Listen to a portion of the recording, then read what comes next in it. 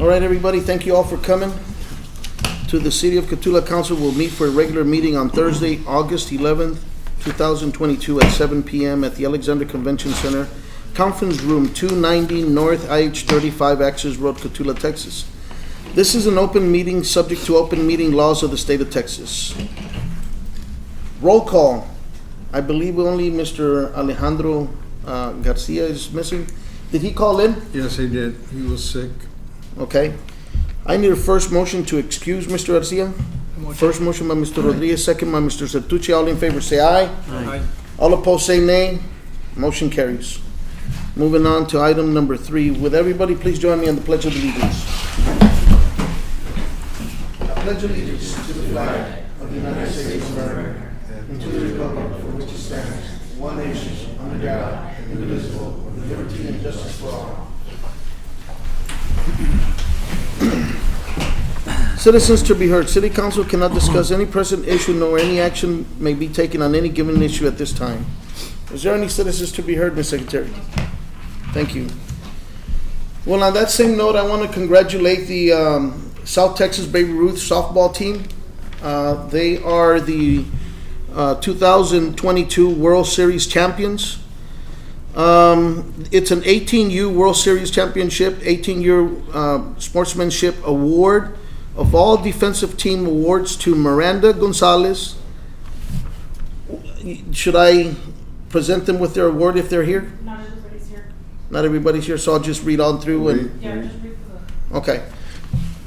Miranda Gonzalez, Addison Reyes, Elise Leja, all World Series team offensive, Elise Leja, Kenya Chung, and Jocelyn Ortiz, 2022 18U World Series batting championship, Elise Leja, 2022 18U Most Outstanding Player, MVP, Elise Leja.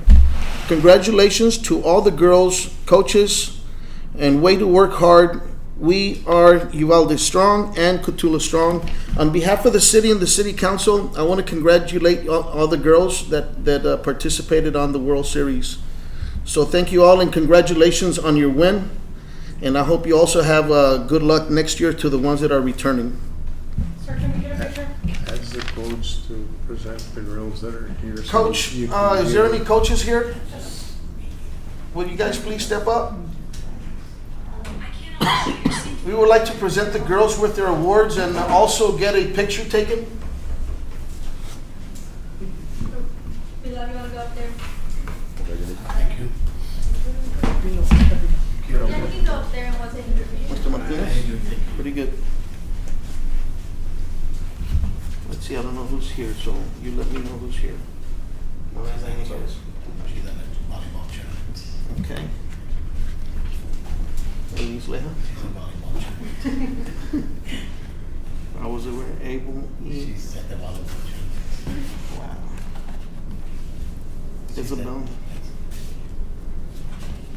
That's me. Pilar? Is he here? Yes. Thank you. Congratulations, sir. Thank you. Can you take a picture with them? Yeah, you gonna hold this? Wait till Is this the- yours? Well, just take them one by one and then. Yes. All together or? Just one by one and then a full picture. Thank you. Okay. And then the next one is He's not here. Mario Tejas. Angela Vargas. Mija, congratulations. Thank you. You're super.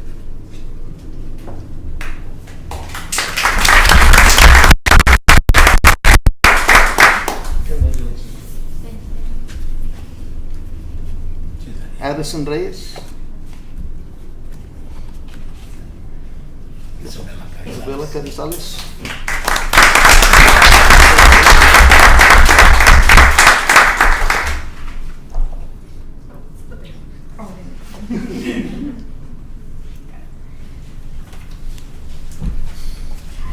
She's not here. She's at the volleyball chair. Awesome. Can you, John? No. Jocelyn Ortiz. Emily Emily Vargas. Vargas.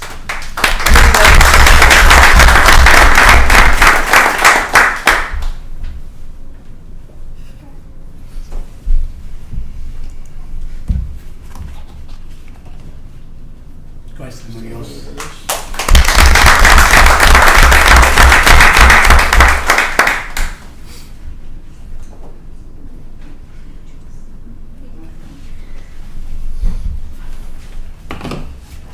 Galinares.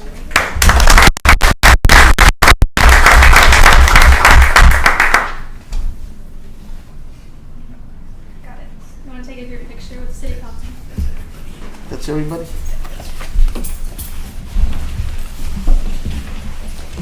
That's softball. Yes.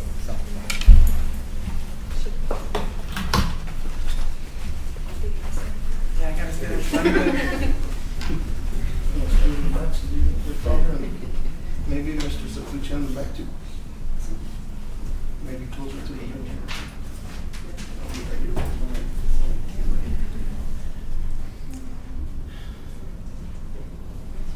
Smile.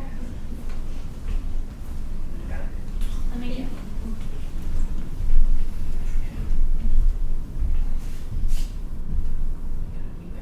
Thank you.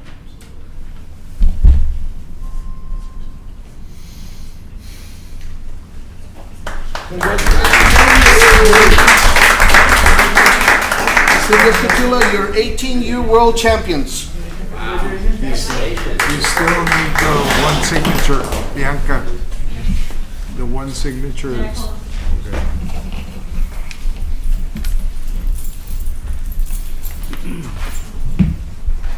Moving on to item number 5, departmental and committee reports. Thank you all for being here. Thank you.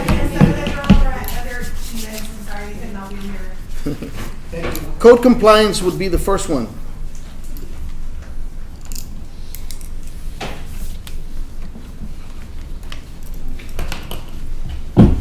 Evening, everyone. In my report for this month, I had 10 first warning letters for mostly weeds, brush, and grass. As you can see from the list, if anyone has any questions, those letters were sent out, and then some of those properties have already complied. Second line, further down, the warning letters, there were only a few there. There's only 3. And then properties still working on compliance or in compliance. The 5 properties that are in compliance there have already been taken care of, and the nuisance has been abated. And then I had one unauthorized connection where the individual was cited for unauthorized connections. Other than that, that's all I have. Any questions on any of those properties? I have a question. What's the status on the stickers? The stickers, as Yeah, far as stickers? Yeah, for the amusements machines. I have the stickers, everything's there. The only issue is whether we have anything in the, and you had asked last time about a sample. Yes. I just wanted to pass that on. Steve, do we have anything on the ordinance on the 8-liners for permitting? Can they have the sticker on there? Is it part of our ordinance, or do we have to We passed amend an it? ordinance years ago. I don't recall whether there was there's a requirement that they pay a registration fee. Correct. So Yeah. we could put it, we probably should. Yeah, you And- should. And there may be something in the ordinance, I just haven't looked at it in years, so I can't tell you. Can you look at it and then let us know so I can, maybe Mr. Garcia can, So we haven't been Right. using stickers? I'm sorry, sir? We have not been putting stickers on them? No, because just in authorization on item B, expiration and renewal, permits issued under this section shall automatically expire on the anniversary date of the issuance of the permit. The permit shall automatically expire if the permit holder in any manner sells, transfers, or otherwise disposes of the amusement redemption machine. Once issued, no person shall be entitled to a refund of the permit fees authorized under the section. That's all it says, but it doesn't give anything as specific to the application of the stickers. When it says permit, the sticker is a permit. Well, yes, sir. And that's where I wanted to make sure if If that, we can go with that, we can go with that, or the application of the permit, because if we go and put the sticker and then they go and transfer the machine, obviously, what it says here, what is the penalty that they're gonna face for removing the sticker? You get to charge them for another machine. Yeah.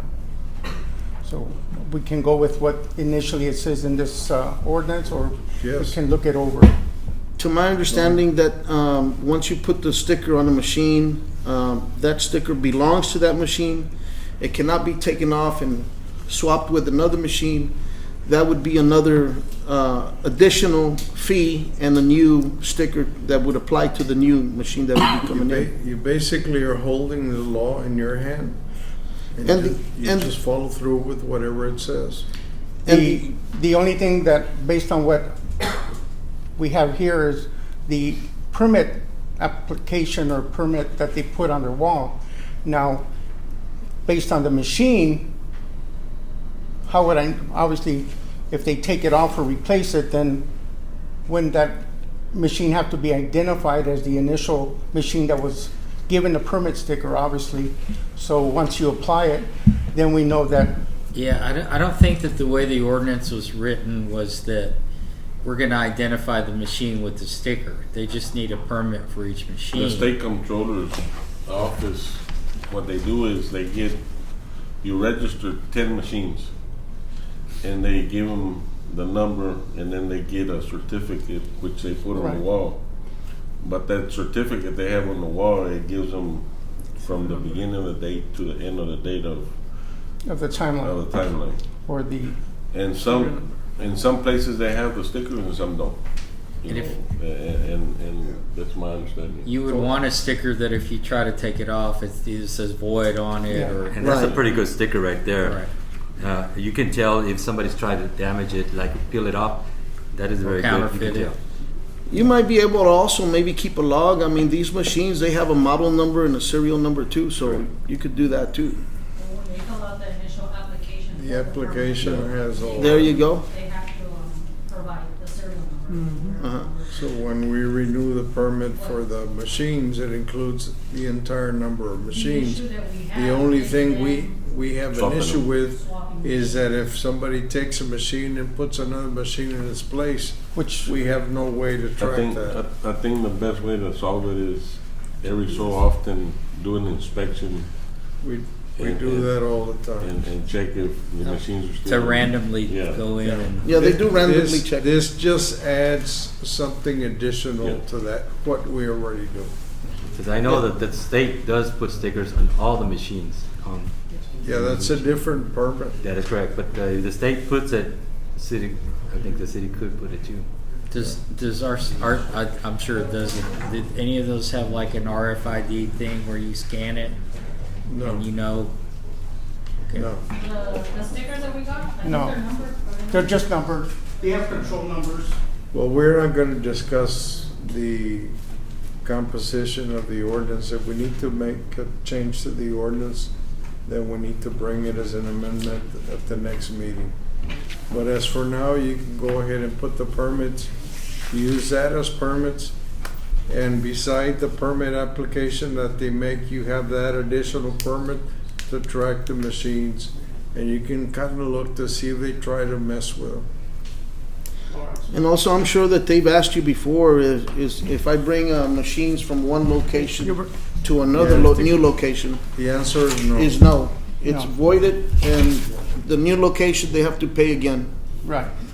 And if they have unlicensed machines, that they have to pay a new fee for them as well. This sticker here, it has the RFID thing. There's some kind of a scan code on here.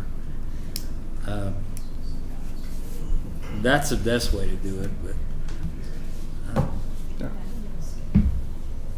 we have what, two or three places in town that do this? sorry. Probably 7 or 8. 7 or 8. We'll work it out. Whatever it costs, you just add that to your price of your permit.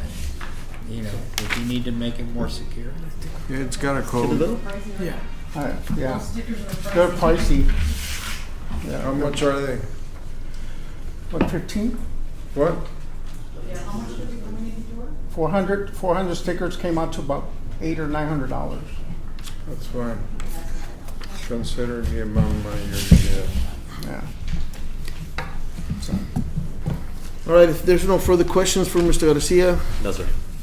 thank you very much for that report, Mr. Garcia. Thank you. Thank Thank you, sir. Moving on to water and wastewater.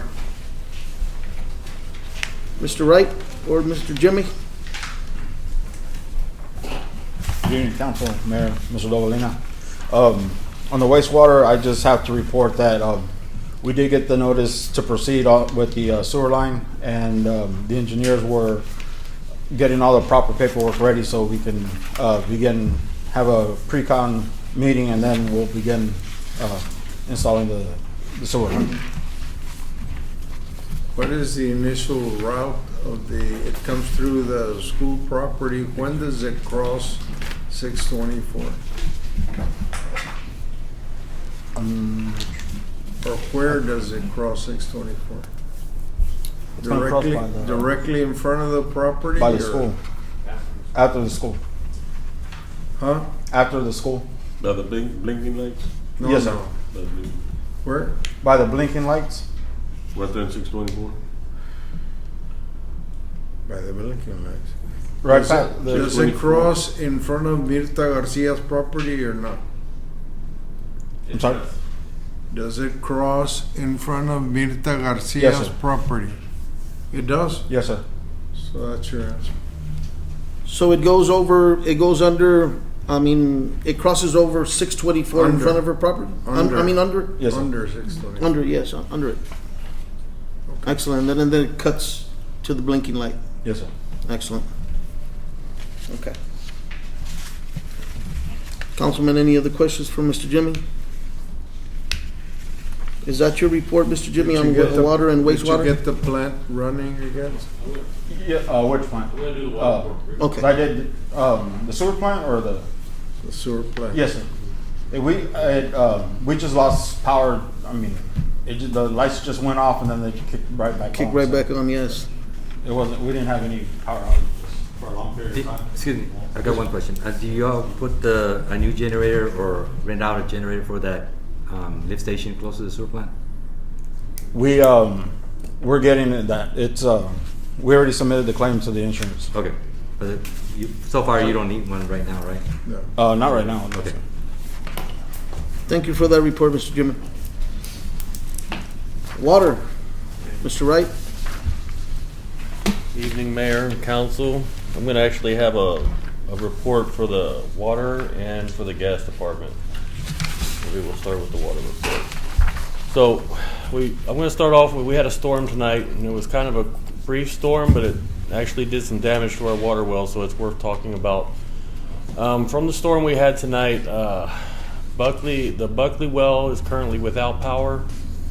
Well number 8, which is the water well by the fire station, the VFD tripped out on that one, and it was a matter of resetting it and getting it back online. The water well at the Carrizo water well, which is by the courthouse, that one there at this moment has a VFD that is not operational.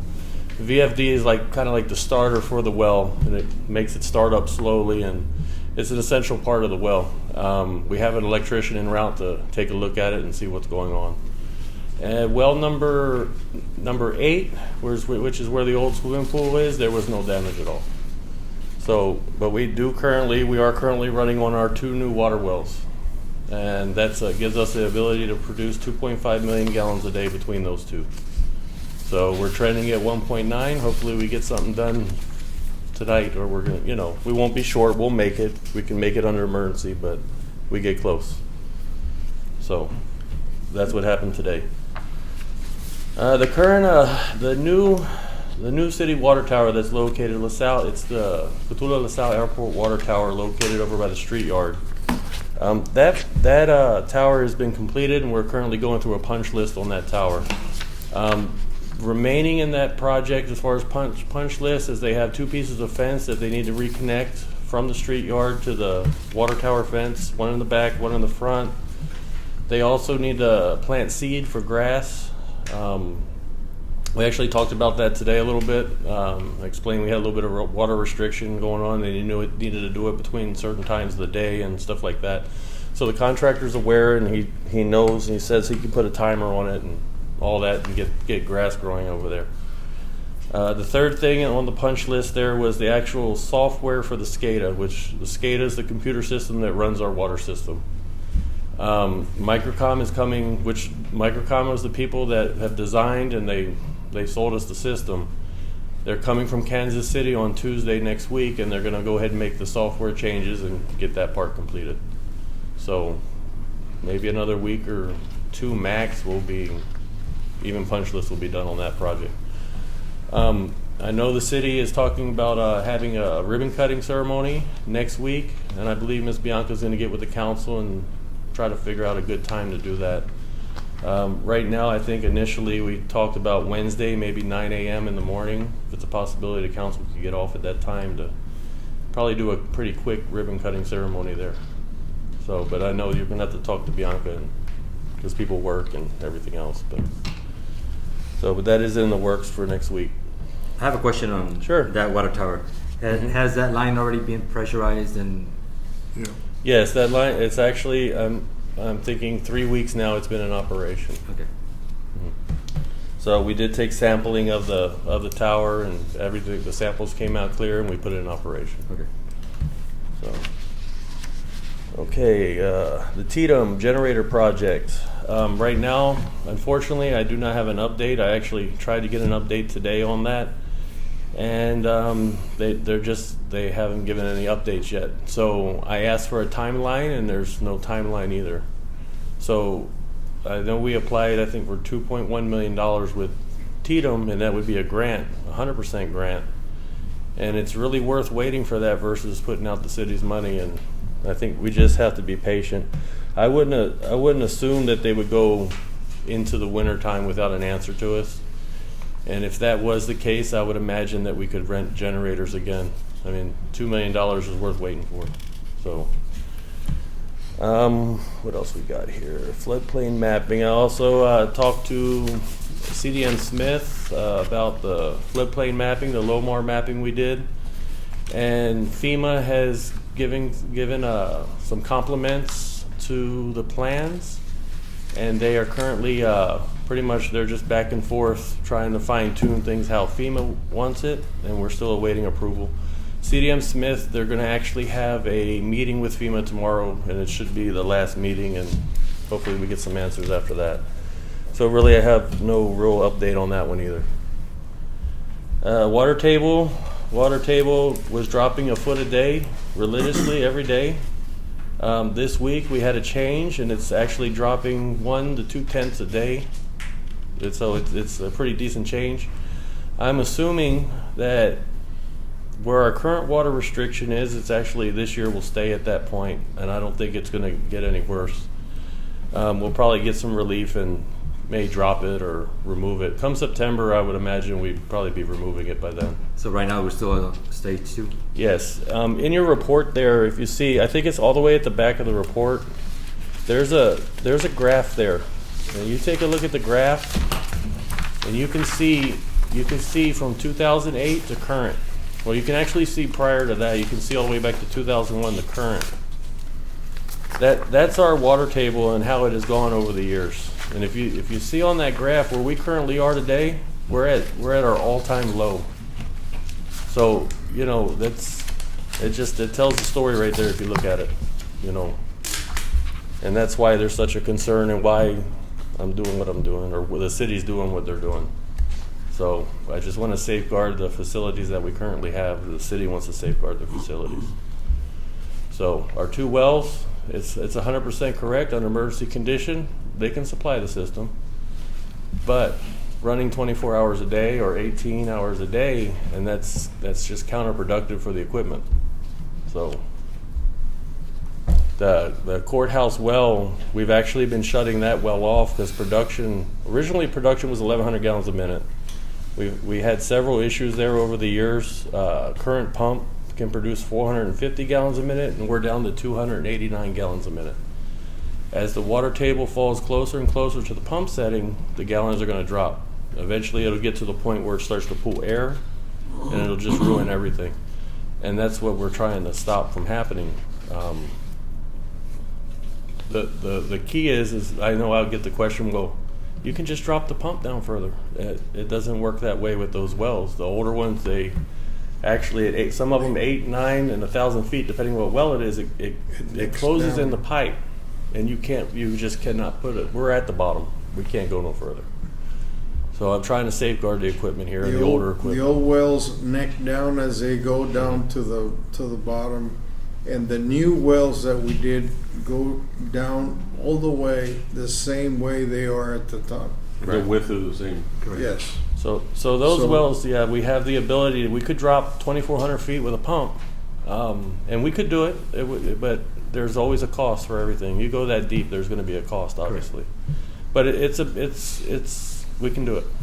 So we have plenty of room for the future on those 2 wells. So Just to leave it as a backup of an emergency or something. right. Yeah, right now Carrizo's under emergency, and actually has a problem right now because of the storm. So and we haven't determined what it is yet. So what else we got? Floodplain. Just real quickly on Ortiz Street, concrete's been poured. Last week they were poured a retaining wall. They're actually closing in dirt behind that retaining wall this week. And they're going to put a finish on that retaining wall so that aesthetically it looks a lot better than it does right now. And then they're going to clean up the project. We've talked to the contractor a little bit. The alleyway, and they actually have a sign designated there as Market Street, which we'll probably have to change. Those culverts there, it's kind of like a little bridge, and they have no railings. So we have been talking to the contractor about maybe getting railings put there. And he's been receptive to it. He actually says that he has some, and I said, "Well, what about payment?" And he's like, "Well, I'll talk. I'll just talk to you about it." So, but that's where we're at with it. But at the end result, I really believe there needs to be some kind of railing there because you could just fall off the site, and it wasn't in the project. And of course, that was another grant project, and there was financial restraints in it and stuff like that. So, it's something that we could do after the fact. I'm gonna just because it was brought up in a prior meeting, Pool Street, the actual bridge there, also the railings. Jimmy ordered reflectors, but it's a sticker type reflector, and we're gonna run those on the curvatures of the railings. I think they already have it there. Did they actually do it today? But, okay. Done 2 days ago. Okay. I didn't know that he had gotten it finished that day. Yeah. I thought it wasn't done yet. I But apologize. one of the issues that I think you might want to look into, they put red and white, and should be yellow and white.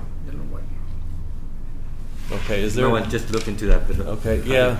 I need to look at it, and I need to look at the regulation. See, we were kind of going by the text dot regulation too, Correct. because I need to see the meanings, and the white and red, I think that was more the neutral one. I think the orange, there was one that was for construction, and there Correct. was one that was for emergency, and I didn't want to have those put on there. Yeah, because I think So- it's red and white is for dead ends, and yellow and white is for an object. Mm-hmm. Okay. But you just look into Well, it. I'll look at it. Yeah. I sure will. So as far as the water report, and of course you have a written report there, but that's all I have to speak about. If there's any questions about the water report, I'll be happy to answer. Okay. I have the gas report too, Mayor. The guess? Yeah. So for the Catoula Gas Department, I have really just 2 items to speak of. I wanted to just give an update on their Energy WorldNet training. We have started that training. We have 12 city employees enrolled. We're attempting to have some cross-training done between the water, wastewater, and the gas department. Of those 12 employees, I have 5 of them that are actually actively doing it at the moment. And when they have some time in the days, they're going ahead and doing those modules. So hopefully we'll have one of them be able to complete here soon, I would hope. So, but we're giving them the modules, and we're leaving it to them to complete their module, and then they get their certificate. The other thing that I have is the leak survey 2022. every year, Texas Railroad Commission requires cities, any municipality to do a leak survey, and a leak survey consists of residential meters, commercial meters, and lines in the road. So of course we have an infrastructure throughout the city, and then we have an infrastructure that runs all the way up to Dilley, through the TDCJ property up there, and on a little more than that. And that survey showed that we talked about this before, but that survey shows that we had 72 leaks within the city and within that pipeline. Of those leaks, let's see here, where was my number? Of those leaks, we had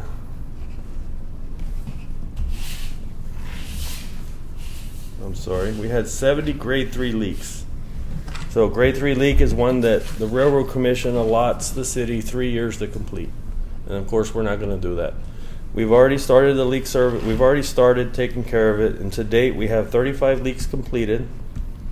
And then, of course, we still have about 36 more to go. There are some staff restraints. There are other tasks that need to be taken care of that take precedent over that, being the grade of the leak, like meter reading or locates. Locates have to be done within a certain amount of time. So I right now do not have a crew specific for that. You know, we're doing it as we can, and we are making progress. So hopefully by the end of the year. Do you have enough parts? Parts have been ordered. Correct. Yes, sir. And of this, I think there was 37 cutoffs, meter cutoffs, that just had a very faint little leak on it. And we've already ordered all the parts for that. So, and then of course I have some things written in the report there that you can see. If there's any questions, I'll be happy to answer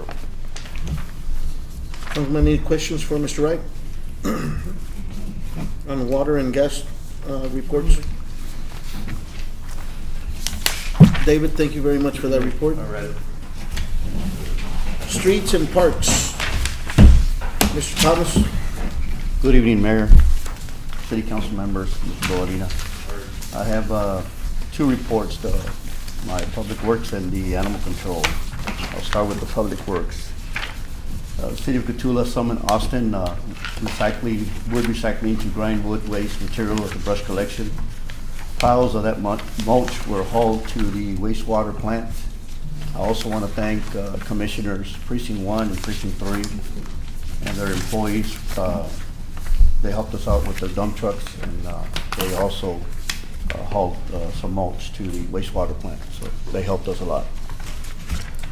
The City of Cotulla summoned UTW Tire Collection of Laredo to dispose scrap tires on an open top trailer that were collected from the Trash-A-Rama cleanup.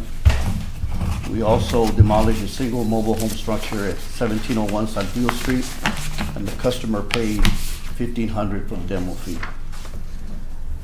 We also cut and removed tree limbs that were overhanging into the road on Highway 97, causing a safety issue for motorists. And we also utilized the walk behind saw to cut a square asphalt pavement on Corporal Garcia due to a water leak that was repaired by the water department, and we filled the patch with cold mix asphalt. And that's all I have for the Public Works. Any questions? I have one question. I don't know if Robbie can answer that. Maybe you can answer, Mr. Dolina. In regards to the project that's going on Baylor Street, on the side of where Mr. Juan Casillas and Sandy Luna lives, is there going to be any drainage for all the water that comes from up top of the hill coming down? If you will see all the land that you purchased in the past, Correct. there's 3 ditches that have been built, and they've been concreted that go from Baker Street all the way to the creek. And you can go look at them now, and they've been concreted over. But I think Pool Street divides Baylor Street. Am I correct? Baylor or Baker? Baker, I'm sorry, Baker. Yes. Baker. On the portion of Baker between Pool and Elm is where you have the 3 drains.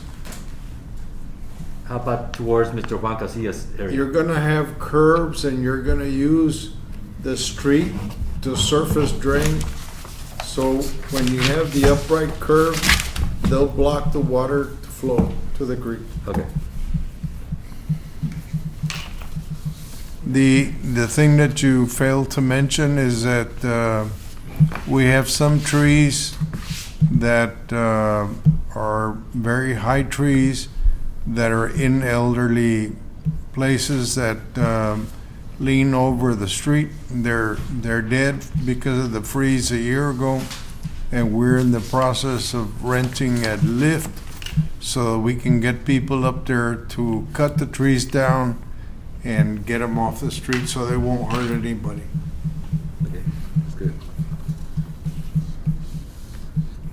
Yeah, that area should start looking a little bit nicer, and the water that used to stay there is gonna go flow through the creek a lot faster now. It's gonna be a lot cleaner.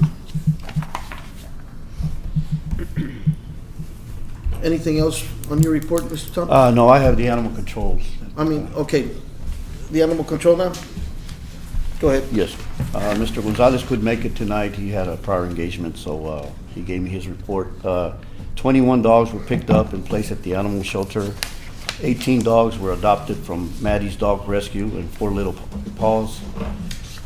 7 deceased animals picked up from city streets. 1 dog was euthanized. He also completed 2 service orders. 0 animals collected from traps. He also did maintenance. He cleaned and fed the dogs daily, sanitized the kennels daily, and the dog kennels were also repainted. Any questions on his report? Councilman, any questions for Mr. Thomas on streets, No, the only thing I saw parks, and animals?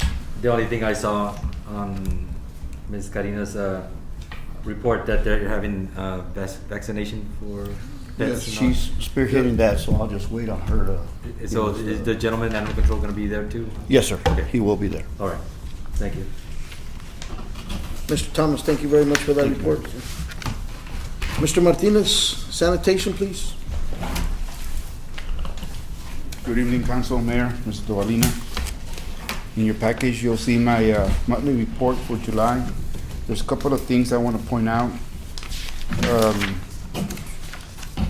Approximately 9 tons, which is approximately 18,000 pounds of trash was collected in July than June. So we picked up about 18,000 pounds of trash in July than we did in June. So the trash is obviously increasing month by month as we're going through. I want to jump to some items. We had some issues with the water well at the transfer station.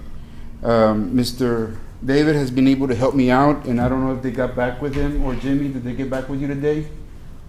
You know the result? There's a toggle switch that's actually on the piping that controls the on-off for the booster pump and also for the water well, and it's faulty, so it's being ordered and it'll be replaced. Okay. So thank you, sir. And I wanted to give an update on the fleet, on the trash trucks. Right now, I have 3 trash trucks currently in need of minor repairs, which I consider cosmetic, but they can be, it's lengthy stuff that are occurring.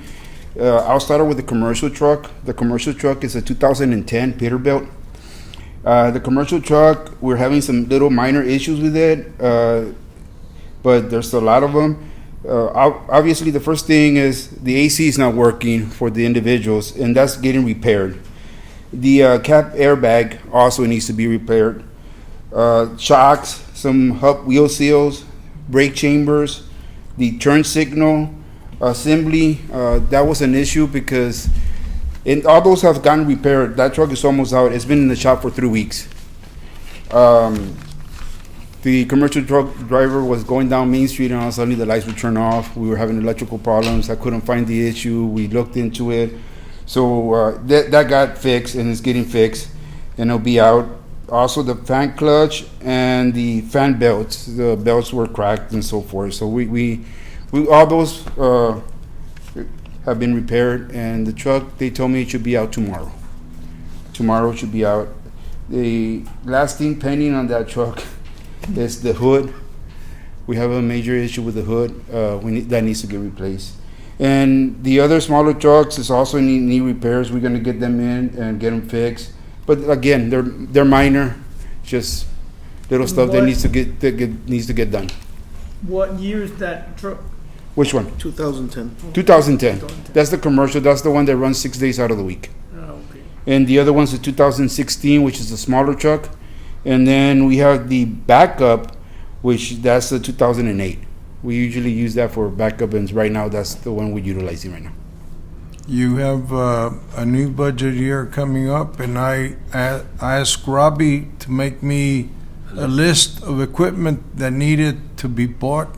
And if your equipment needs to be bought, you need to address it to him and put it on the list. Okay. Yeah, he did get with me on that, and we discussed it. Mr. Martinez, how often do you do maintenance on those vehicles? The maintenance as far as oil changes and PMs and so forth like Yes. that, Yes. every 3 to 4 months.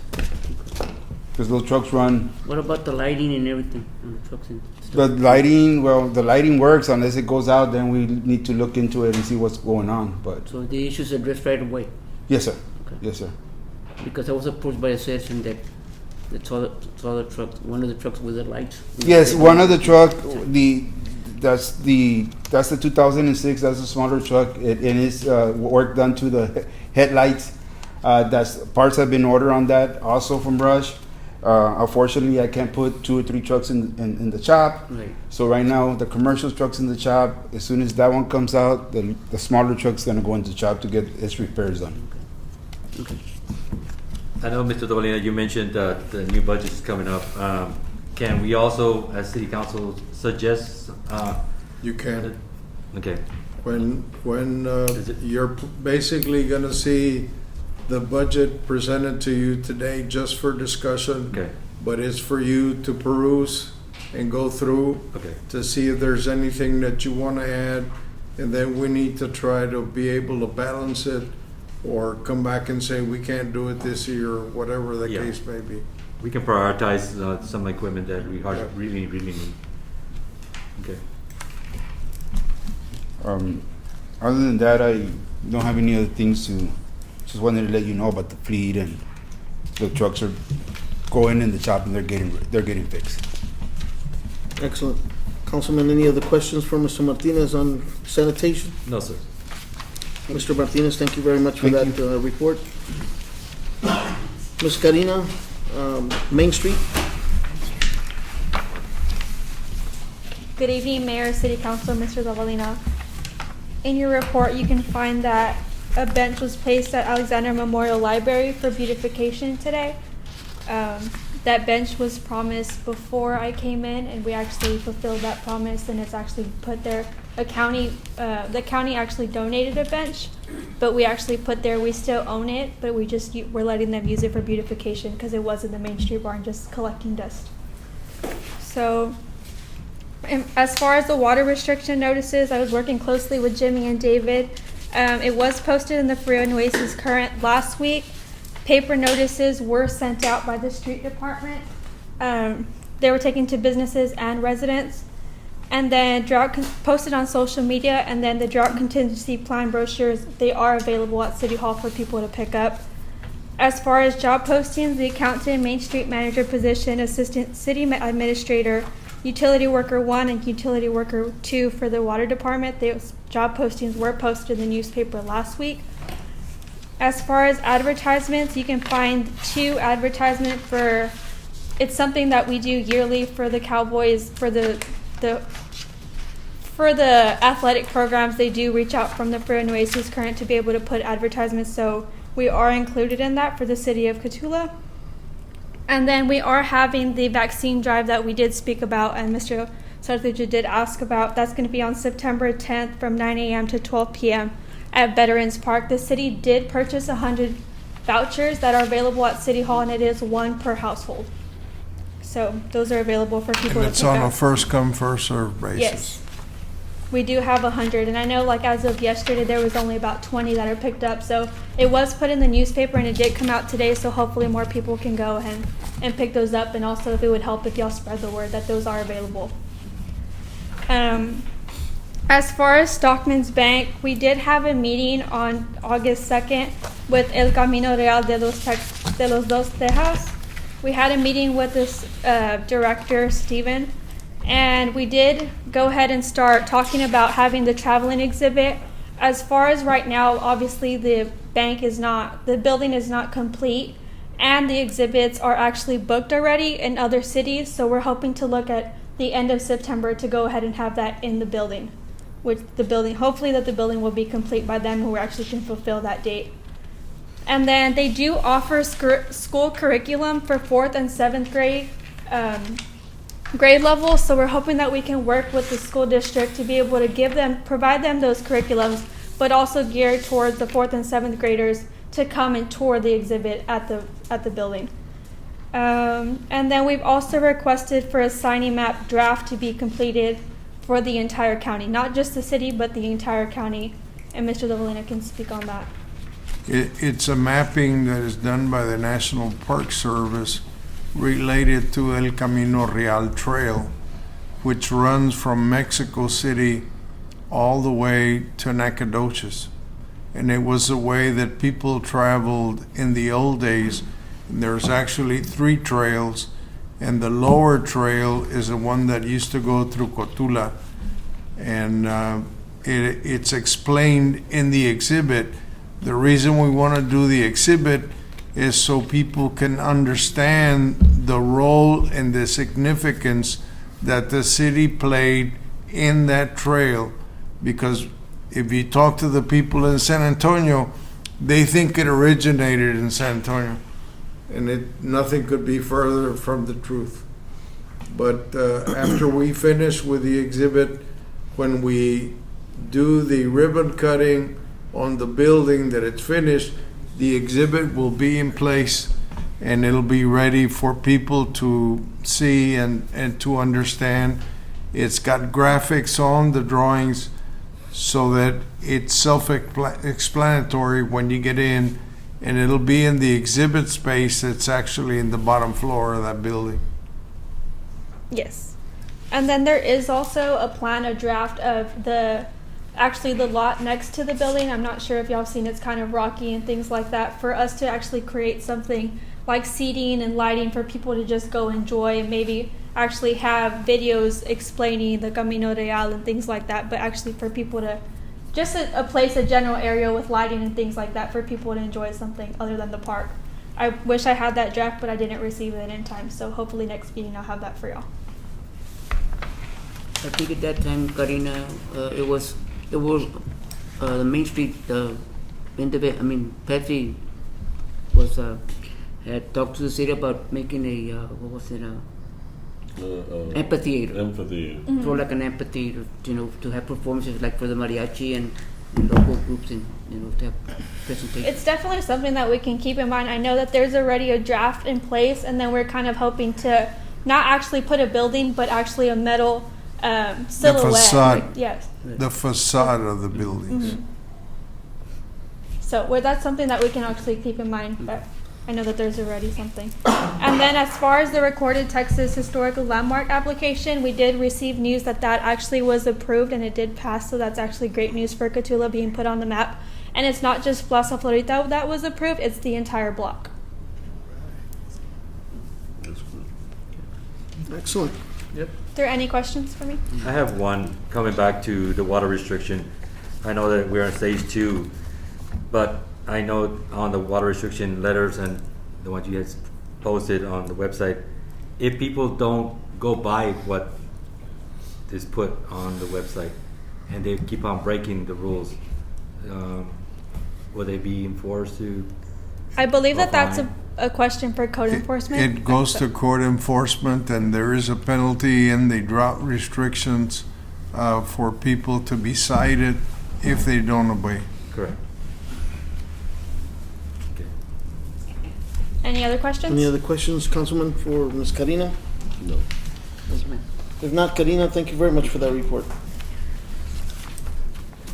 Next one, City Administrator. Karina is right. We did get approved by the Texas Historical Commission at their July meeting for a historical designation of the square. We plan to have a marker put up during the probably September and have a ribbon cutting for that activity. We're also have made contact with the president of the Gardendale Water Supply Corporation, and she is getting her lawyer to talk to Steve so that we can finalize the negotiations that are having to meet place. And last week, I had a phone conversation with Fred Reyes from Pearsall, and there's some activity among the cities in the area, including Dilley, Pearsall, and possibly Carrizo and Crystal. They have gas systems to get together and discuss the problem that we're all having with the price of gas, but it looks like it's coming down by itself. And I noticed today on the stock market that it had gone down quite a bit, but we still took it on the chops for about 3 months. And when you see the report by Jorge, that's a reason the budget of gas is kind of upside down. But we're still going to meet. We're going to find a final solution and maybe try to negotiate a gas contract, long-term gas contract altogether, combining our volumes of gas that we use. That's all. Is there anything new as far as Plaza Florita? Plaza Florita is, I just said that we're going to have a ribbon cutting. We put the marker up in September. And now that we're finished with a historical designation, we probably need to find an architect to come in and start doing some work. We would advertise for it probably the 1st of October. We currently have the lots that are adjacent to the plaza for the relocation of the bathrooms and the parking area. We're going to just demolish the bathrooms that were built there on the plaza and restore that portion back to a plaza. And we still need to talk to Parks and Wildlife to replace the playground equipment and the pavilion that was built some years ago, and see what things we have to do in order to relocate those facilities to another area. Once the design is further along, we will bring it to you to prove. The sculptor is doing the initial designs of Florita Maltzberger, and if you recall, the artist is Bandu Hinojosa from Laredo, who is going to do the sculpture, and he's got a year, well, less than a year, probably about 9 months left on his contract. We just signed that contract in May, and that work is continuing as well. We have some lighting issues related to the LBJ statue that we will be correcting. And if there's anything other that may be relevant to the development of the square, we will bring it to council. I'm still waiting to have a discussion with some other people related to the purchase of land, and that also will come to council before we do anything. Excellent. Any questions for Mr. Dovalina, Councilman? Mr. Dovalina, thank you very much for that report, sir. Moving on to item number 6, approval of minutes, July 14, 2022. Councilman, Ms. City Secretary, was there any changes made to the minutes? Thank you for that. Councilman, if you had a chance to review the minutes, I seek a first motion to approve item number 6. Have a First question. motion by Mr. I have a Sertuche. question. Yes. Before I approve it, I know that there was one item on the closed session that's still pending, right? Yes, if, Right. no decision was made, so, Okay, yeah. that worked. I approve the first. First motion is made by Mr. Sertuche, second by Mr. Rodriguez. All in favor say aye. Aye. All opposed say nay. Motion carries. Councilman, we have some people that came from out of town. I'd like to make a first motion to move item number 9 up. I seek a first motion. First motion by Mr. Sertuche, second by Mr. Lopez. All in favor say aye. Aye. All opposed say nay. Motion carries. Item number 9, discussion and possible action on a zone change application submitted by Bank of West requesting permission to begin the process of rezoning property located on 1064 North Main Street, the old Shopko location, for Class F Retail Business District to Class G Commercial Business District for the purpose of lumberyard. We have anybody here that would like to do a presentation on that? Or say a few words? Sure. Since you drove all this way? Thank you all so much. Really appreciate being here. My name is Matt Mullen. I'm with Alamo Lumber Company in San Antonio. I'm sorry, I'm from San Antonio.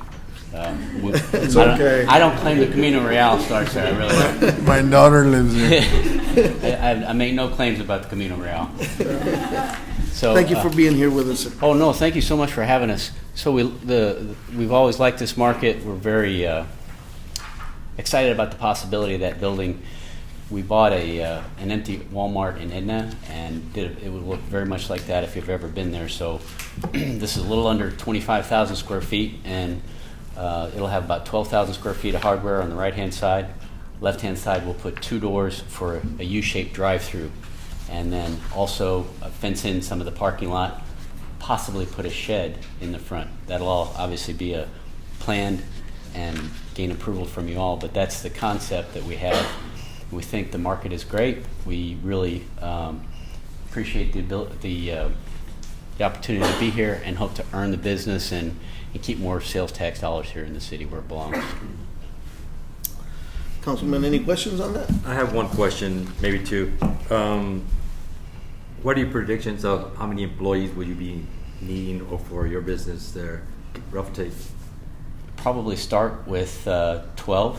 Okay. And it's basically just outside and inside for lumber equipment and things like that? Okay. Yeah. Yes, sir. How many employees do you foresee that you might need? About to 12. operate? 10 to 12 probably. 10 to 12? Well, I thought it was an hourly wage that the councilman was asking. Oh, and you know, obviously, if the business is good, that's just an estimate. That size store, it could be 15, depending on how well things go, but it's not much more than that. Excellent. Revenue coming for the city, I mean, for the people. Yeah. More jobs coming in. Yep. Yeah. Right, and we've been, and sales tax dollars are important, I think, too. Oh, definitely. Most of our stuff is taxable, so. You provided him with all the paperwork and all the materials that he needs in order to do the zone application? Yes. Okay. So Tammy Atkinson of Atkinson Associates is our general contractor, and she helped us make Great. the application. Great. And Bianca's been very helpful from the beginning, and we really appreciate the nice reception. Thank you so much for. One more question, sir, please. Yes, sir. Would you predict that you all have also free delivery or charge for deliveries for number 2? We'll definitely have delivery, and we've just invested with. In fact, we've got a truck already bought for the place, so we're smaller operation, small rural town. So rather than heard him talking about the commercial truck versus not, we have non-CDL trucks that'll still have forklift on the back. So we hope to really, we can be as good as anybody at delivery. We hope, just like Home Depot, Lowe's. We might have a smaller payload because it's a smaller town, but we want to hustle to earn the business and just have a clean, bright store that's convenient. Core categories of paint, plumbing, electrical hardware, on that side of the business, and then lumber and building materials to build in. And you're gonna be selling a variety of different things, items, Yes, sir. electrical and all that stuff. Yes, sir. About 12,000 square feet of pure hardware, and about 12,000 square feet inside the building where you can drive through and pick up plywood, lumber, sheetrock, concrete mix, roofing, insulation, all the building materials. Excellent. And then farm and ranch products outside. That's a good thing. We need to. Thank you. Thank you. Sure need it. Thank you, sir. Thank you very so much. for that report. Very nice to meet you. We appreciate it. Thank you. After listening to that report, I seek a first motion to approve item number 9. First motion by Mr. There's Solis. no action. Oh, there's no action? No, it's just a presentation. Okay. Well, thank you very much for that presentation. No action needed. Moving on, back to item number 7, presentation of financial statements by Mr. Jorge Flores. Mayor, council members, good evening. Mayor, when you said you had someone from out of town, I thought you were talking about me. I thought I was next. But San Antonio is further than the radio. So. Well, we've already contracted you. I figured I'd make you wait a little bit longer. First report is the sales tax report. For the month of August, the city will receive $175,944. That is our best sales tax month this year. So for the first 11 months, the city has received $1,641,019. So after we get the September sales tax amount, it'll be very close to $1.8 million. And if you look at the previous years, I mean, we're approaching pre-COVID numbers at this point. Excellent. Next page is the hotel motel tax collection report. For the month of July, the city received $135,071. The money was a little slow coming in. I actually checked how much we've deposited in August, and it's an additional $80,000. And that will be reflected, plus anything else that we collect will be reflected in the next report. From the 135. Yes. So far for the year, the city has collected $884,103. Are there some hotels out there that's still pending to pay? Yes. Yes. Yeah, okay. We are currently compiling a report of an audit that was done on 7 hotels that is going to be delivered to the city, and it checks to see if they paid taxes or they didn't pay taxes for certain individuals that stayed on their properties. We challenge the fact if it's not done right and they have to pay us an additional amount of money to receive. Okay, thank you. Next report is your statement of revenues and expenditures, page number 1. General fund, this is for the 10 months ending July 31st. Total revenues, $2,382,140. On page number 4, total expenses of $2,299,946 for net income of $82,194. Page number 5 is the water sewer fund. Total revenues, $1,483,874. On the next page, total expenses of $1,303,948 for net income of $179,925. The gas fund on the next page. Total revenue, $324,78. Total expenses of $380,869 for a net loss of $56,791. And on page number 9 is the solid waste fund. Total revenue, $665,833. Expenses of $711,204 for a net loss of $45,370. Are there any questions? No, sir. We are We are expecting to get a check from Texas Division of Emergency Management in the amount of $500,000. And I believe we also have a reimbursement that we paid to relocate the gas line in the range of $480 or something that is also reimbursable from TxDOT.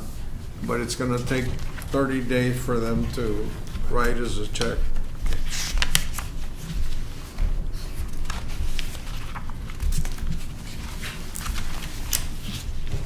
Councilman, any other questions for Mr. Flores No, sir. on his report? Mr. Flores, thank you very much for that report. Thank you. Since you're also from out of town, sir, you might as well stand there again. For item number 8, City of Catoula, proposed budget for the year September 30th, 2023, for information only. We submitted a proposed budget to the city secretary. The proposed budget is due by July 31st. We submitted it 26th, 25th, and that was basically because I went to see the Astros on the 31st, so I wasn't going to be here. So this is more for information for city council to look at the budget. The budget is based on a 70-cent tax rate, which is the current tax rate. We're not increasing the tax rate.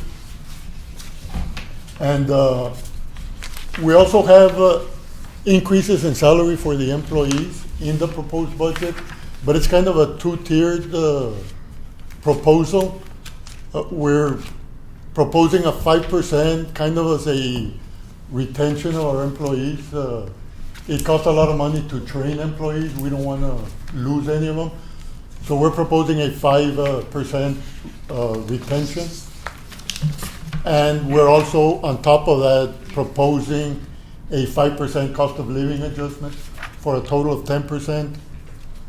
And inflation right now is at around 9%. So,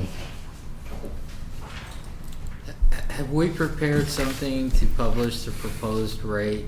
no, I will probably give something to Bianca next week. Okay. And we're probably going to have 2 budget hearings so that any changes that council wants to do to the proposed budget, we can do during the budget hearing. And we should have 2. I think they should be 1 week apart.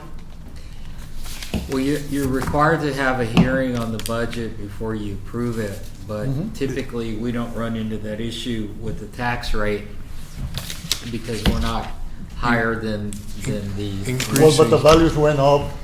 Right. So even though we're keeping the same tax rate, it is considered a tax increase. But it's more than the effective rate then? No.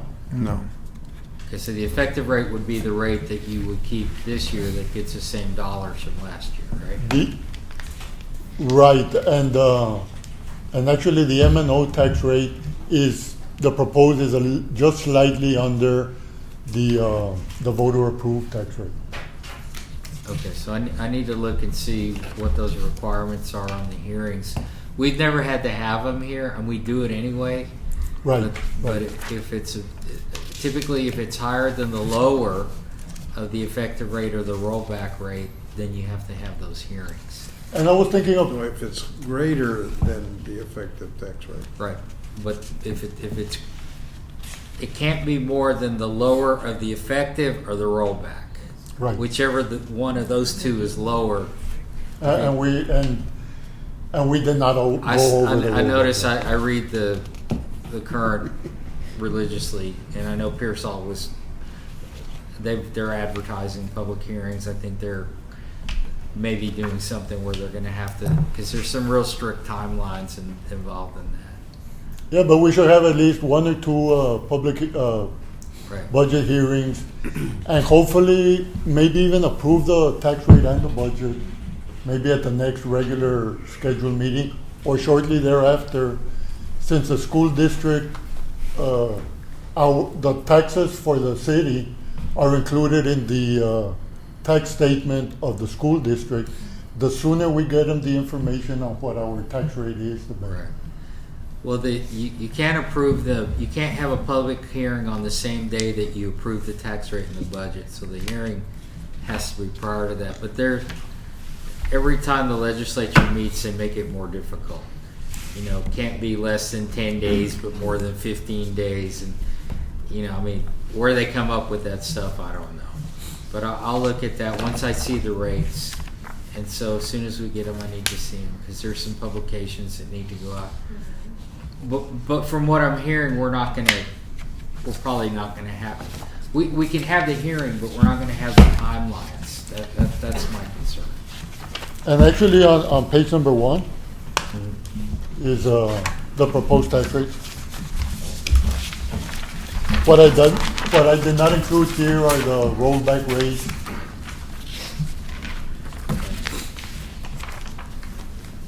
And we have the statement that this budget raises more taxes. That is what I'm gonna get to Bianca this week. Next week. I'll check with her on that.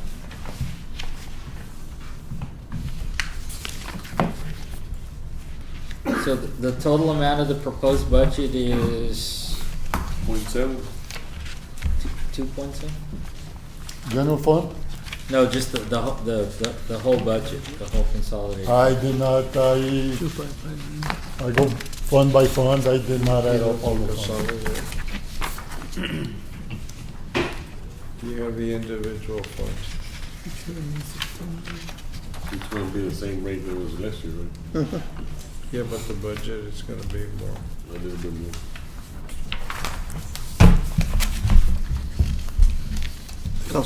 When you look at the budget, you just need to be aware that the budget has to be in balance when you adopt it. So if you add things to it, you need to cut other things out. And it's always wise to have a little surplus just in case you hit a glitch. Every budget passed by every entity in the United States, except for the federal government, has to be balanced. We don't print money. They're the only ones.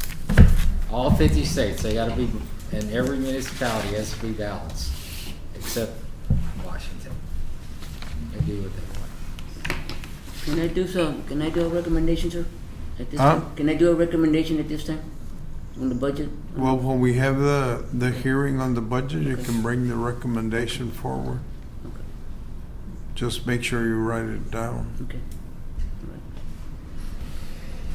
Did you want to make one now or what? Well, I'm suggesting that the council take it into consideration in the budget, a early warning system. I've been approached by a couple individuals in town on the early warning system because some of them are elderly and they don't have phones, the technology nowadays that on Facebook and all this information on the phone. And they asked me to consider a early warning system to warn the residents of incoming weather or whatever disasters that are pending to come in at this time. You actually had a siren at one point in time and somebody took it down to repair it and then stole it. Yeah. It used to be at the fourth level of the courthouse. Yeah, we were talking to Johnny Gomez on that. He's been trying to, help us with that. It used to be installed at the water tower. I don't know, what was the pricing? Did he ever come up with pricing I don't on remember this? what the pricing was. There was a company that was willing to do it, and I think we still pay for the phone line because it's actually tied to a phone line. So at one time or another, we were looking into it. So you're talking the old siren that went off when the... Yeah. Yeah. Does the county use a reverse 911 system at all? No, they have an old 911 system. All right, any other questions on the proposed budget? I have one. I don't know how you can word it. You were talking about 2 stages of 5% increase, cost of living, 5% across the board. Yes. Is it fully equal from 1 year of service to 25 years of service? It is equal. Equal? It is. Okay. That's the only question I had. And I'm not included in that. Yeah, contractors are not. All right, Mr. Jorge, Thank you. thank you very much for that report. Moving on to item number 10, discussion and possible action on a service agreement submitted by Topside Civil Group LLC in the amount of $13,700 for sidewalk AADA and storm improvements to R, which is the Ramirez Burks Elementary. I was approached by the superintendent to build a sidewalk from Medina to connect to the new construction that they did in the elementary school. But after looking at Baylor Street and the fact that the land kind of slopes away from the street is higher, I figured that we needed to get an engineer to go ahead and do that, because when you do the construction, you're both gonna backfill, and you're gonna create a drainage problem in that area to some of the people that live there. But Jorge can explain it better. Martinez, welcome. Also, Mayor, Council, Joaquin Martinez for the record. Exactly like Mr. Davalina said, Baylor Street obviously has no curb and gutter system right now for the most part, and so the idea is once we put we're gonna have to elevate to protect the pedestrians, we'll have to put a 6-foot sidewalk, a curb or something, and at the same time address drainage that goes into the drainage channels. When the school did the improvement, they did have some deep drainage swells that obviously are gonna be a concern. So when we address the design, we're gonna be doing some storm improvements and likely some ADA rating and ADA ramps to get people safely across the driveways. So what we're proposing right now, and obviously we're still in the preliminary ideas phase, but I am looking to address handrailing and the drainage. There is options, obviously there's a lot more expensive options to cover up those drainage swells. I don't recommend it, but it's something we can look at, and the council does also believe that it is important. But at this time, we're just looking to do what we had discussed as far as putting the sidewalk from Medina to the on the east side. but we are looking at the drainage issue as well, right? We have to address the drainage issues, so Okay. we will be implementing that into the design. Excellent. Jorge, I had a question. Does the city not have a master services agreement Yes. already? They do, yes. So this is, you need to just call this a task order. No, just a work order, that's all we need. Yeah. Well, it says, Yeah, no, I had, when they asked for a proposal, that's just that. okay, so Yeah, we- the way that the idea was that the master services agreement controls it, and then you have a task order for each Yes, sir. thing that you can. Okay, thank you. I have a question for you, sir. By mentioning what needs to be done on the sidewalk, and also, can you also add the pedestrian crossing paint on the pavement, on the road itself? Yes, sir. Okay. And we would be doing that. Are you talking about at the driveways for the school, correct? Correct. At everyone, yes, sir. Yes, sir. We will be- I appreciate that. Thank you. Any other questions for Mr. Martinez? If not, I seek a first motion to approve item number 10. All right. First motion by Mr. Sertuche, I need a second. Second by Mr. Ayala. Gilbert Ayala, all in favor say aye. Aye. All opposed say nay. Motion carries. Moving on to item number 11, discussion and possible action to submit an application for federal assistance to USDA for the Catoula, LaSalle County Airport. The Cotulla LaSalle County Airport has been trying to build a hangar to bring in additional aircraft and to also entice Border Patrol to come in to this area. The idea behind it's actually a pre-application that is submitted to USDA to try to see if you can lock in the interest, considering that there very possibly is going to be a rate increase next week by the Federal Reserve. And I think the current interest rate through July 30th was like at 3%, and we are seeking authorization to do a pre-application to USDA, because what it does once they receive the pre-application, it locks the interest rate. It does not commit the city to borrowing the money. We would bring that back to you after we develop the particulars. The only intent of the action is to lock in the the rate. interest rate. And so we would proceed with the action if so approved by the council. Is there an amount? It's $2.5 million. Yeah, this is something we've been talking about for the past 4 or 5 years. We had go ahead. Go ahead, sir. We had three. I don't know if this is public information, but we had 3 Black Hawk helicopters come into the airport, and then we had, I believe, 5 yesterday. So there's obviously an interest in using the airport because of the heavy activity in Laredo and in San Antonio. They're looking for an alternate airport. And like Mr. Dovalina said, we've also been talking to Border Patrol for the past 4 or 5 years as well, and this could gain the interest, and maybe they'll come to Catoula as well.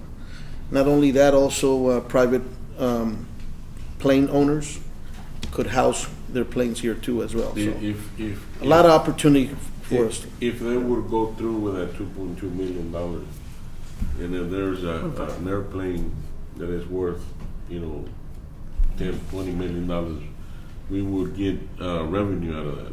Correct. For taxes. If the airport or the airplane is based at the airport, it gets added to the tax rolls. And the jets that are coming in there are worth more than $20 million.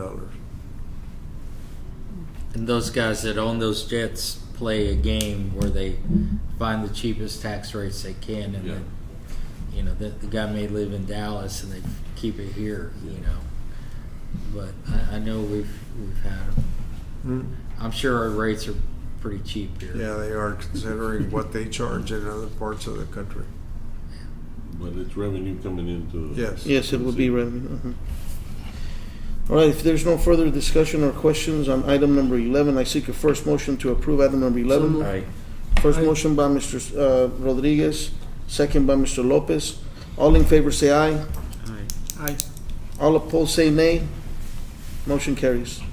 Moving on to item number 12, discussion and possible action on setting meeting dates for the City of Catoula Home Rule Charter Commission and finalizing the list of commission members. Mayor, I brought a notebook that I'm going to give you. It's basically something to read on charter commissions and kind of go through it. I'm not sure who's on the commission, and I wanted to know for sure. I know you said E.T. Page was one. Who are the other people? Pablo Gonzalez is the other one. Raul Rodriguez is another one.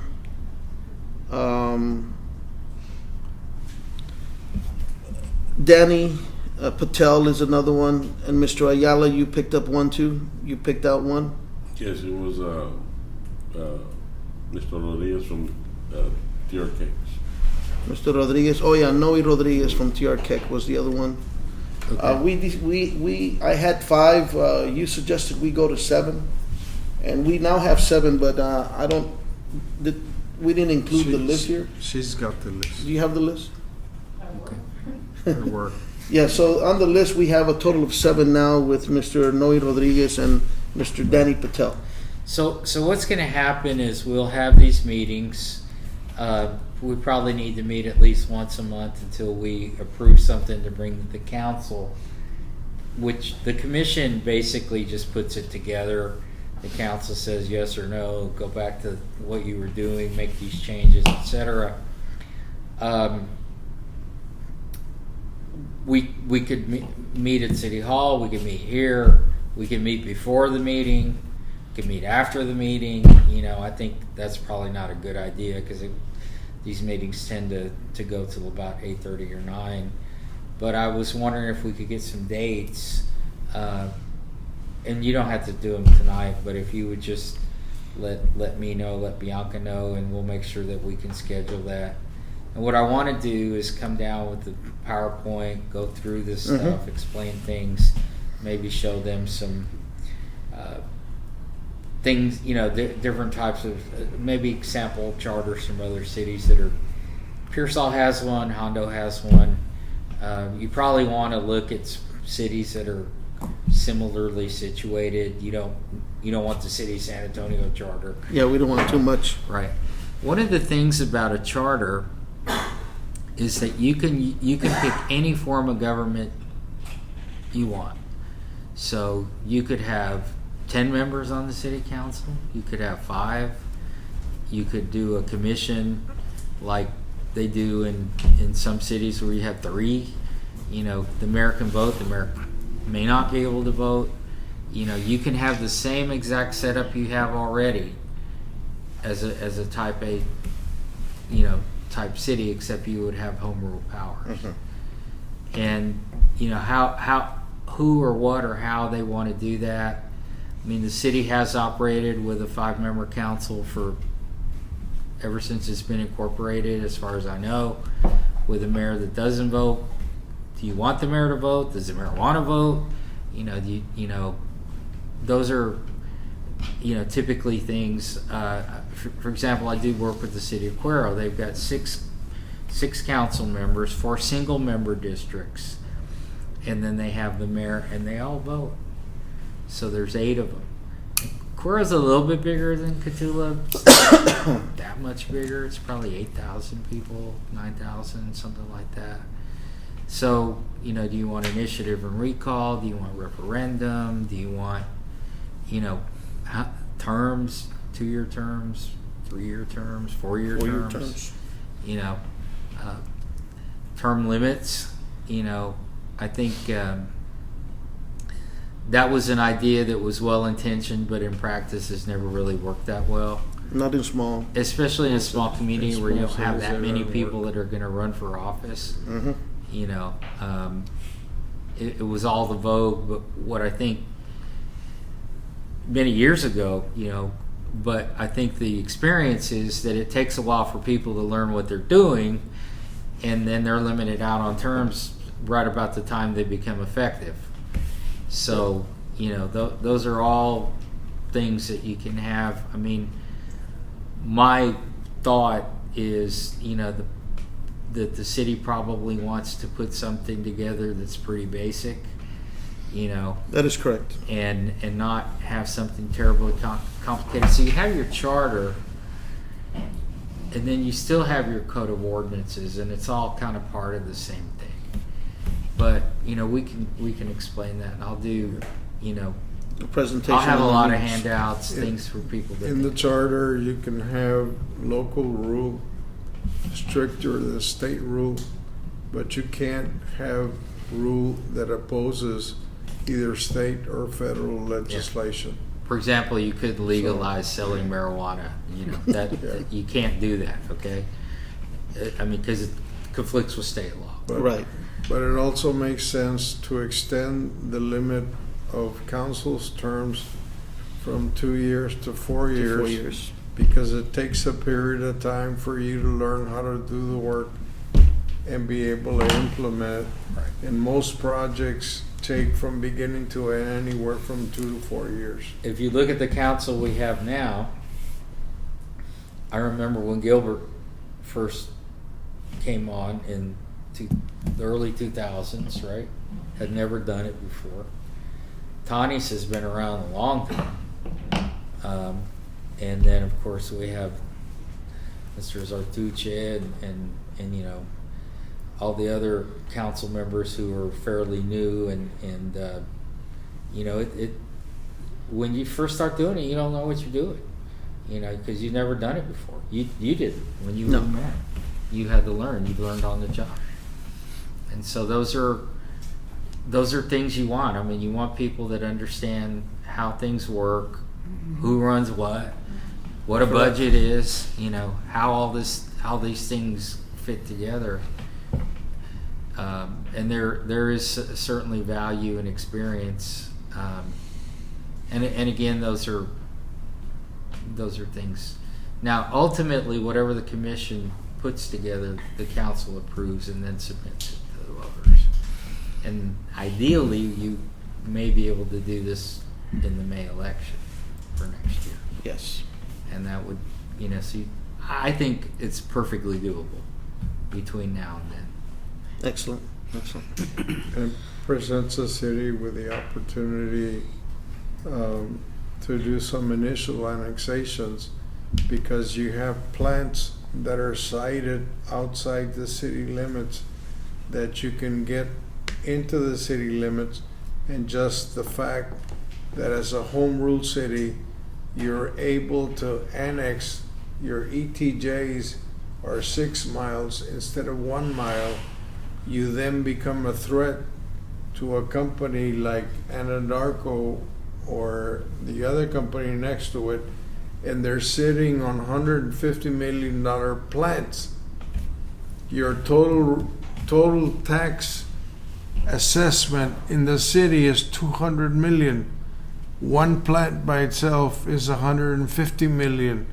So you can work out an arrangement with the plant to fund a particular activity inside the city with the taxes that you would charge them on a yearly basis.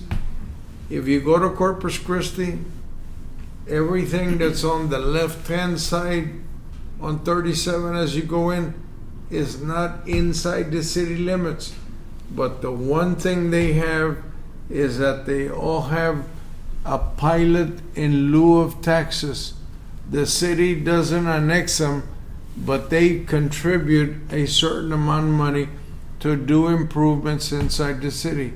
So that is one of the advantages of having a home rule city, that it gives you an opportunity to be able to work out a deal with these people, and it means less taxes for the people in the community. Now, one thing you need to keep in mind, and then we move on to the next item, is the legislature, every time they meet, and they're going to meet again this year, or next year, I'm sorry, in 2023, they hate Houston, Dallas, Austin, and San Antonio. For that reason. They don't really care about what Catoula does. So they always try to limit the things that the big cities can do. The smaller cities, you know, Catoula will never be in there. So, you know, they're always looking at annexations, because in the past you just put a particular piece of property in your 3-year annexation plan, and you took them whether they wanted to come into the city or not.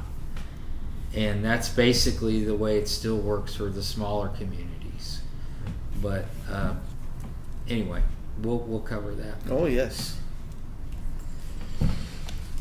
Any other questions, Councilman, on item number 12? If not, I seek a first motion to approve item number 12. Aye. First motion by Mr. Sertuche. I need a second. Second. Second by Mr. Rodriguez. All in favor say aye. Aye. We'll come up All with opposed say nay. Motion carries. We'll come up with a schedule. Okay. And I'm saying once a month. I'm here every week, just about, so I can meet. You know, generally I'm here on Thursdays and Fridays. Thursdays of every Thursday, you mean? Or whatever days you want, but I'm saying I'm generally available after Wednesdays. Okay, perfect. Moving on to item number 13, discussion and possible action on a foreign trade zone. We tried this once before, and I have asked Steve if we can prepare. I think there was talk back then that there's special legislation that has to be done by the state legislature, and you can pre-file the bill. Senator Sefferini wrote us a letter and asked us if we had anything that we wanted to have her take care of. And I was telling Steve that what we need to do is make legislation that is completely localized, that describes the city of Catoula and no one else, so that we can get her to introduce a legislation and it has a better opportunity to pass when it is localized and you're only dealing with one city. It becomes more complicated if you deal with other cities and other people get affected. So if you say an airport that only has this size has a foreign trade zone that has this number of water tanks, water wells, whatever you want to describe, that makes you the purple cow, if you know what that means. And it just makes it unusual that nobody else can copy or piggyback on the legislation that is adopted strictly for you, and she'll carry that bill. Sir, can you describe what the foreign trade zone means to Catoula? A foreign trade zone is one where, for instance, goods can be in transit and they don't pay taxes until the goods are sold, and it can sit in warehouses in the foreign trade zone until they're sold to the manufacturer. So if, for instance, you had cars that come on trains, you could park the cars in one area and not have to pay taxes until the car is sold to the dealership. You then pay taxes. So it's an advantage to the manufacturer of the car to have his vehicle stored. So what it also generates is it generates warehousing, and it generates workers that take care of all these facilities, while you have a natural trade route that begins in Laredo, and just like the Camino Real that I talked about before, it comes naturally through Cotulla because it's the closest way to the north. And so you take advantage of that. You've got Love's that is building south of town. They're also building a mechanic shop, and you'll see other things that are going to be built there. This is an advantage of all the trucks that are coming from Laredo.